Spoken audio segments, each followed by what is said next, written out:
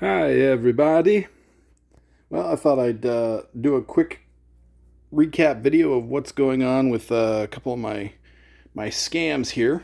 Reverb and my Reverb kerfuffle and my Canada Post kerfuffle. So here's what happened with the Tascam. I'd sent this up before Christmas to a guy.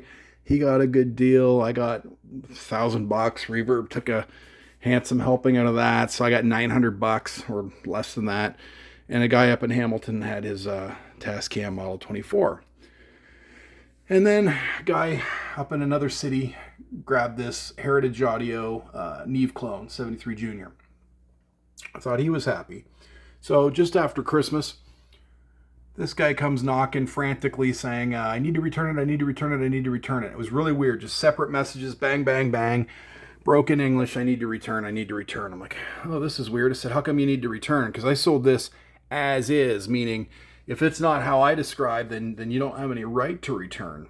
So he said, I can't run it. My system doesn't work for it. I said, what does that mean? He says, I don't have a rack. And I said, what does that mean?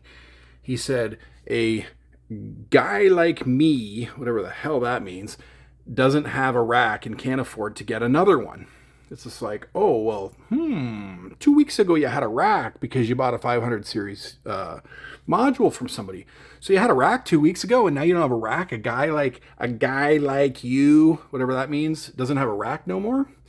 So I said to Reverb, hello, Reverb, please flag abuse and fraud. Something weird's going on with old Broken English here.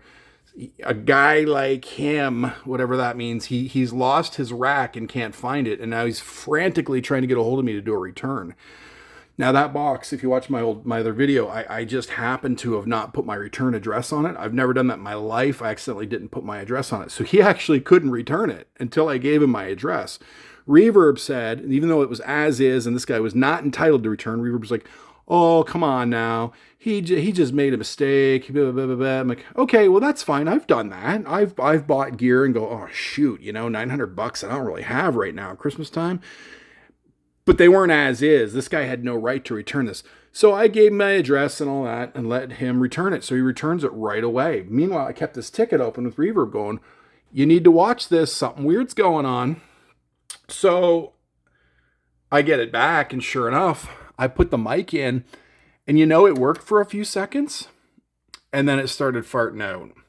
And then anything above here farts out real bad, right? Like it's broken now. So I put my bass in, and it's all farted out. Anything over here, he did something, especially a guy that goes, I don't have a rack anymore. It's like, well, weird, because you had a rack 2 weeks ago. So what'd you do? Plug this in your rack, saw the smoke,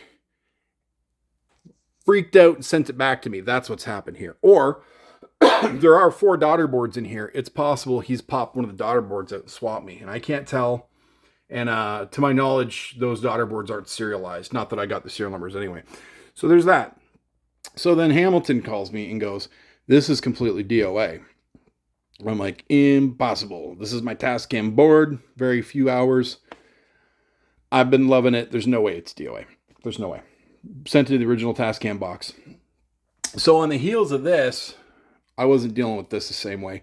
I drove up to Hamilton, went to the guy's house, and he was nice. We could have plugged it in or everything. I'm like, whatever, man. Here's your money back. Because I didn't suspect this guy of foul play. So I gave him his money back on using my cell phone on Reverb. Boom, he's got his money. I'm standing in his living room. I pack it up, and I shake it. I can hear it rattling. There is something loose. Take it home. So I opened up Canada Post tickets for this guy and this guy. Because for the last 3 to 5 to maybe 6 years that I've been doing this, I've been paying them guys hundreds and hundreds and hundreds in insurance. Every single package that goes out of here, always bump the insurance. What it's worth, I insure it for. If it's worth $1,000, I insure it for $1,000. So here comes the day, at long last, that I need to use Canada Post's insurance that I've been paying for 5 years. So I opened a ticket with Canada Post just going, look, here's the story. It might have got damaged in shipping. I don't know. I'm accusing the guy of tomfoolery shenanigans, but maybe whatever. Let's do a Canada Post ticket, see what they say. This one, I had to drive up to Hamilton. I lost the deal. I lost the shipping. I had to repair this.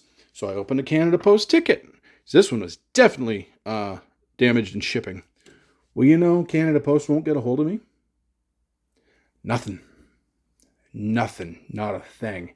So, yeah, done doing the insurance. Probably done shipping with Canada Post, and that's too bad because the ladies at the local post office where I usually go are really nice. I don't care so much about the people at the Shoppers Drug Mart post office because I only speak English and a little bit of French. I don't speak any messages from across the Atlantic, or I don't speak Pujambi or anything like that. So it's really tough to talk to the girls at the Shoppers Drug Mart post office. I only have English and a little bit of French. I don't do all those foreign languages that they speak. So, but at any rate, yeah, nothing back from Canada Post whatsoever. So I'm out all that. So I flipped this guy upside down. Sure enough, there was stuff rattling from this plastic cheek. There was some plastic broke off in there, and then the back lead had come off. So I've fixed this myself. Was it a big deal? No, it wasn't. Not for me. I don't know how many people would flip their mixing board upside down, take the screws out, ignore the warnings to not do that, blah, blah, blah. But if you did, I mean, anybody with a screwdriver could have fixed this. I got the thing out of it that was rattling, and I put the lead back on. But the point is that I have insurance. So where is it? Let's see it, Canada Post. Let's see you make good on that insurance. But I'm still out. I'm out the sale. This thing's still selling here. I don't really want it. I had to cough up the $1,000 or the $900. I'm out $75. I just am. I had to give the guy the $75 that I originally shipped it with. So that $75 was used to ship this to Hamilton, break it, and then boot me in the ass. Is what I got out of that $75. So, and that the insurance was in that $75. The guy in Hamilton since messaged me back, oh, thanks for everything. He bought another board, whatever. So he was a nice guy, though. But so then this here, this is after me telling Reverb, hello, abuse and fraud, pay attention, pay attention. So I kept having to tell them over and over the story. Look, all I need to know is the seller. All I need to know is that I sent it and it came back and it doesn't work. That's all I need to know. But I know more than that because I've been investigating it, right? So I actually know which part in here is bad at this point. So did it happen in shipping? I don't know. Did the guy swap me? I don't know. Did he wreck it? Did he smoke it? I don't know. All I know is I shipped this, it came back broken, and I have insurance. That's what I know. And that the guy's a nut job. That's what I know. So somebody needs to make good. So Reverb took weeks and weeks, and I kept having to explain from step one. I sent it to a guy, and the guy sent it back, and it doesn't work. And Reverb was just like, oh, sorry, sir. Right? It was just like 10 messages of that, right? And I'm like, yeah, so what's next? And the guy's messaging me, where's my money? And I didn't message him back because I would have only been able to say, look, you fraudulent so-and-so, like, I know what you did, or I think I know what you did, or I at least know that this thing came back broken. So you ain't getting no money back until I legally have to. But anyway, so Reverb was just like, oh, sad stories. So what we've arrived at is they gave him his money back off my credit card. And that was $1,000. He has his money back. He's happy in a pig and stolen audio gear at this point. And they gave me $300. So I was 40 something to ship this. So that can come out of that. And I've contacted a couple repair places. Rad, I guess, is a distributor in the States. Not got back to me. And then a local guy around here who fixes tube amps. And he did get back to me, but he's going to be a few weeks getting to this. So Reverb's basically cranked me back $300, $250 after I take the shipping out. And now it's up to me to go get this fixed. That's where we're at. That was the resolution. So yeah, all kinds of fun.